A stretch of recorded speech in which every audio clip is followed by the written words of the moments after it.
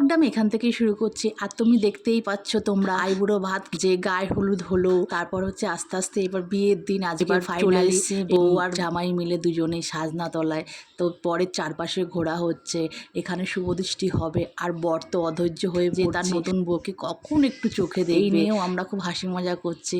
আর সাত পাক ঘুরতে ওর মনে হচ্ছে অনেকটা সময় চলে যাচ্ছে। এই সময়টার জন্য ওরা অনেক দিন অপেক্ষা করেছিল, খুব ভালোও লাগছে। এবার সময়টা হচ্ছে মালা বদল করার, সাজনাতলায় চলে এসেছে। আমি মজা করে বলছিলাম বর বড় না বউ বড়, তোমরা দেখতে থাকো, খুব মজা লাগবে। আর এই দিনটা প্রত্যেক মেয়ের জীবনেই আসে, এরকম মজা করে থাকে সবাই।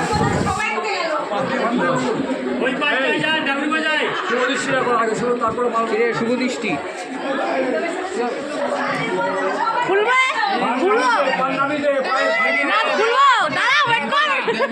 একটুখানি ঘোরো কিন্তু এবার ছেড়ে দেবো কিন্তু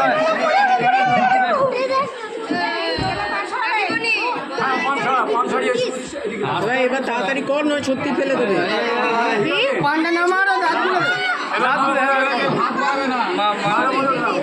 মালাটা দে।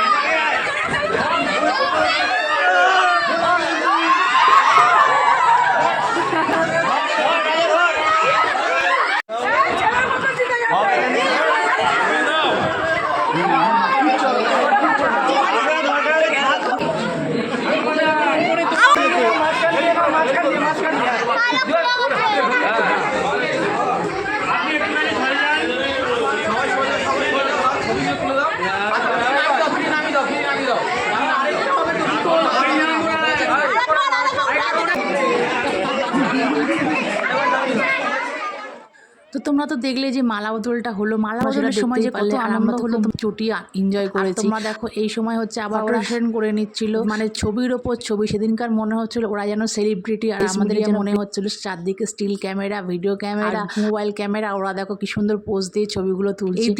এই দিনটা যেন প্রত্যেক মেয়ের জীবনেই আসে, ভালো লাগে এই মুহূর্তগুলো। আর সব মেয়ে যখন নিজের মনের মতন মনের মানুষটা পায় না, তখন যেন চলার পথটা না আরো সহজ হয়। কিন্তু এই জায়গাটা মন্দিরটা খুলে দেওয়া হয়েছিল যে ভালো, সামনেই মন্দির, ঠাকুরকে সাক্ষী রেখে ওরা সাত পাকে বাধা পড়বে। আর মন্দিরের সামনে যে ঝাড়বাতিটা রয়েছে না, ডেকোরেশন গুলো ওটা খুব সুন্দর লাগছে। তোমার যে মন্দিরের সামনে সকালবেলাও দেখেছি এবং এখন তোমাকে দেখিয়ে দিচ্ছি যে বিয়ের মণ্ডপটা কত সুন্দর করে সাজানো হয়েছে। আর ওদিকে দেখো চার হাত এক হয়ে গেছে। তারপরে আমরা চলে এসেছিলাম বাইরে, যে ফটো সেশন গুলো করে নিচ্ছি, কারণ সেজেছি আর ফটো সেশন করবো না তার কখনো হয়। ফটো সেশন করে আবার আমরা চলে গেছিলাম ছেলের বাড়ি। কি কি তত্ত্ব এসে সেটা তোমাদের একটু দেখিয়ে নিচ্ছি ফাস্ট ফরওয়ার্ড করে। তারপর সেদিনকার যা গরম পড়েছিল মারাত্মক লেভেলের, জন্য আমরা সবাই খেয়ে নিয়েছিলাম। খাওয়া দাওয়ার আগে কিন্তু আমরা আইসক্রিম খাওয়া চালু করে দিয়েছিলাম, কারণ বাইরে হচ্ছে গরম, যতই ভেতরে এসিতে এতজনের মধ্যে কাজ করছে না। আর আমার ছোট মেয়ে, ও বাবা, ও হচ্ছে মহারানী, যেখানেই যাক নিজের মনের মধ্যে কতগুলো আইসক্রিম খাওয়া হয়ে গেছে, মানে কি বলবো। আর ওর যে আইসক্রিম খাচ্ছে, দেখো মুখ মুছে দিলেও কিন্তু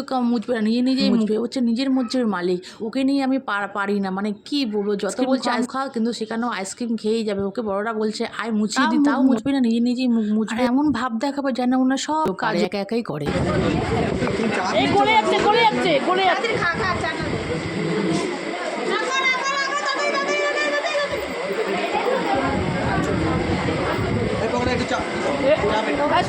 তারপর আমরা ওপর থেকে এসে নিচে চলে এলাম। আর এদিকে কত কেয়ারিং, মেয়েকে কি করে টেক কেয়ার করে নিচ্ছে। আর এদিকে তোমার বিয়েতে বসার প্রস্তুতি করা হচ্ছে।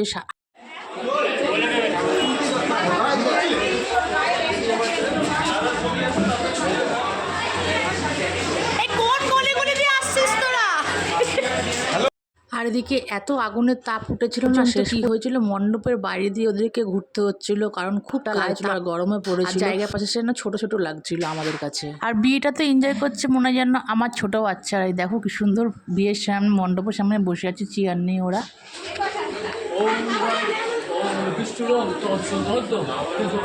দোকান দিতে হবে।